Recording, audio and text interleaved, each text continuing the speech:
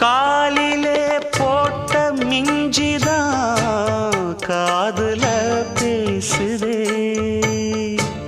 கழுத்துல போட்ட தாலிதான் காவியம் பாடுதே. நெத்தி சுட்டியாடும் உச்சந்தலையில் பொட்டு வச்சதாறு நான் தானே.